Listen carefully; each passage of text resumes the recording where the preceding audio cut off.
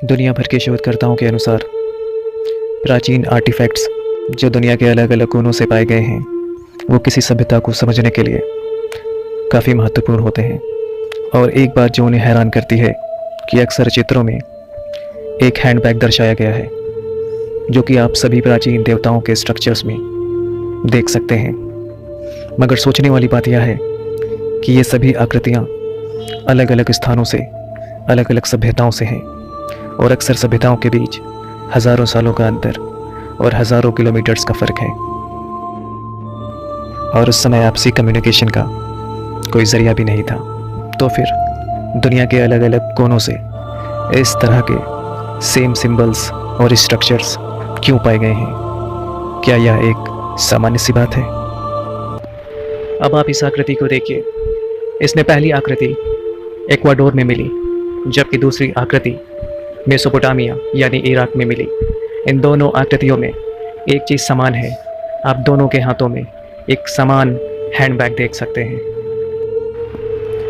अब आप इस आकृति को देखिए, जिसमें पहली आकृति इजिप्ट में पाई गई, जबकि दूसरी अमेरिका में, और दोनों के हाथों में एक समान हैंडबैग है।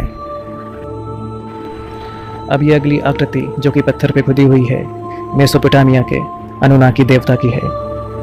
प्राचीन लोगों का ये मानना था कि इन्होंने स्वर्ग से नीचे आकर मनुष्यों को टेक्नोलॉजी का उपहार दिया और ब्रह्मांड का ज्ञान प्रदान किया, जिसे पाइन शंकु द्वारा दर्शाया गया है।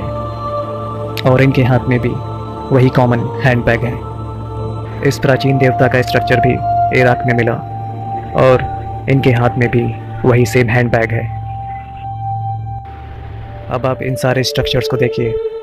ये मैक्सिको में मिले और इन सभी स्ट्रक्चर्स के हाथ में हैंडबैग है।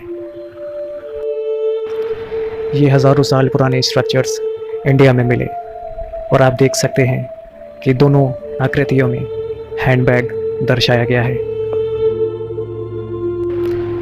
अब आप इन हज़ारों साल पुरानी आकृतियों को देखिए, जिसमें पहली आकृति इंडोनेशिया में मिली, जबकि दूसरी इंडिया में, और तीसरी पहाड़ों पर बनी हुई बैगनुमा आकृति अमेरिका में मिली। और इन सभी आकृतियों में हैंडबैग कॉमन है। अब ये केवल महज एक इत्तेफाक है या फिर कोई रहस्य? अगर आप इन सभी आकृतियों में कुछ कॉमन चीज़ें नोटिस करेंगे तो आप पाएंगे कि लगभग सभी आकृतियों में दो चीज़ें कॉमन हैं। पहली हैंडबैग और दूसरी उड़ने की शक्ति।